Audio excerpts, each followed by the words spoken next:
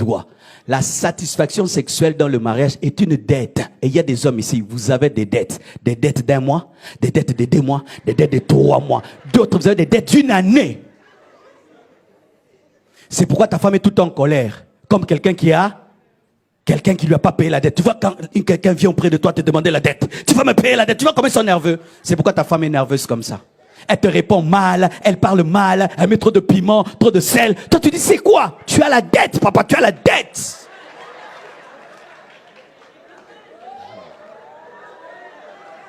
Donnez-moi la main. Souvent nous les hommes, nous parlons. Comment ça?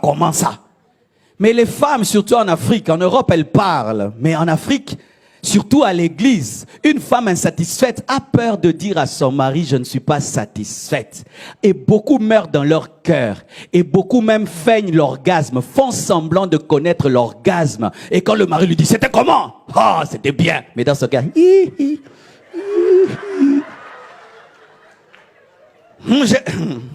Maintenant, pour que tu ne te sentes pas blessé, frustré, elle te ment. Et non, tu es vraiment un mari. Mais un mari qui finit après 2 minutes. Car beaucoup d'hommes, vous avez des problèmes d'éjaculation précoce. Mais les femmes ne disent pas. Elle peut être mariée, ça fait 3 ans, 4 ans. Elle n'est jamais arrivée, elle ne le dira pas. C'est pourquoi l'église, les pasteurs, nous parlons trop aux femmes, nous ne parlons pas beaucoup aux hommes de ces choses-là. Alors que c'est l'un des plus grands problèmes dans les couples. C'est ce problème-là. C'est ce problème-là. C'est pas un problème de démons. C'est un problème d'arrivée. Tu prends le bus, hein, tu n'arrives pas, le pneu est crevé. Plus d'essence, hein, tu n'arrives pas à l'arrêt. Mais tu as payé. Tu t'imagines dans quelle situation tu te retrouves?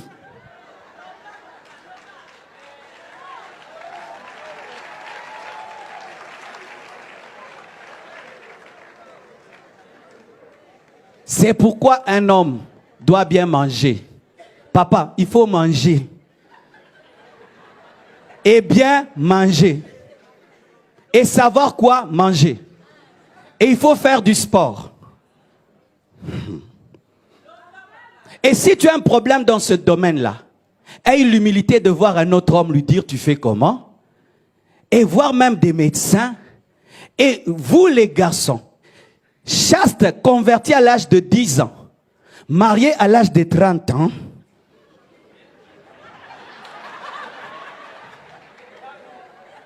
vous devez avoir l'humilité d'aller voir des papas de l'église et leur dire, je vais me marier, je sais prier, je peux gêner. Mais là-bas, vraiment, c'est comme conduire un avion. Et on t'enseigne. Mais le problème, nous avons tellement de honte dans ce niveau-là. Et nous bénissons beaucoup de mariages ici. Mais ces jeunes ne reviennent pas nous dire, surtout les filles, ne reviennent pas nous dire ce qui s'est passé ce jour-là. Elles ne reviennent pas. Et on leur téléphone. C'était comment? C'était bien. Mais dans le cœur, une est venue me dire, pasteur, j'attendais, mais j'ai même pas décollé.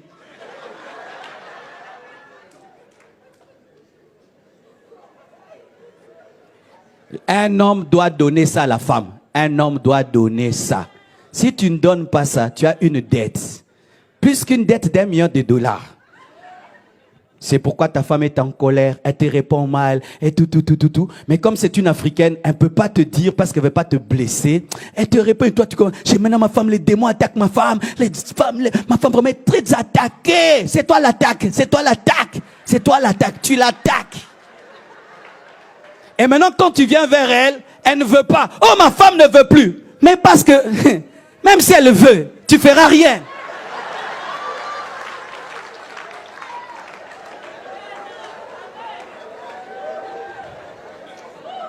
Alléluia les papas.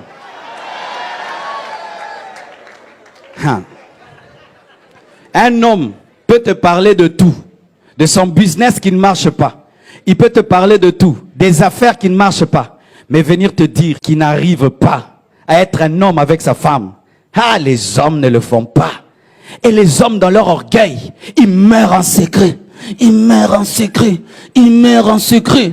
Et s'il est un homme de prière, il fait des jeûnes de 40 jours, de 20 jours. Il fuit la femme dans la prière. Tu penses que c'est la prière? Non, il fuit ses responsabilités. Il va mourir jusqu'à ce que la femme dirait un jour la vérité. Ça fait 15 ans.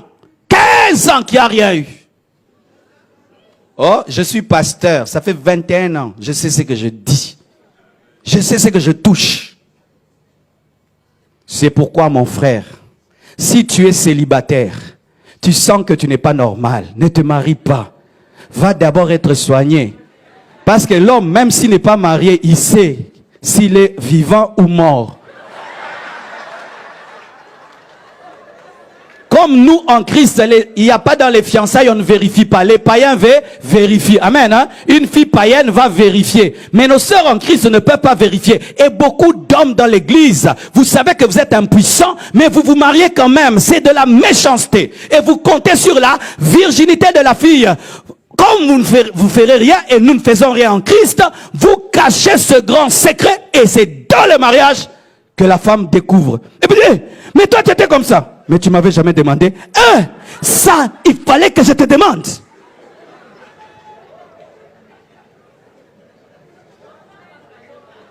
Non, c'est la vie de prière qui m'a paralysé.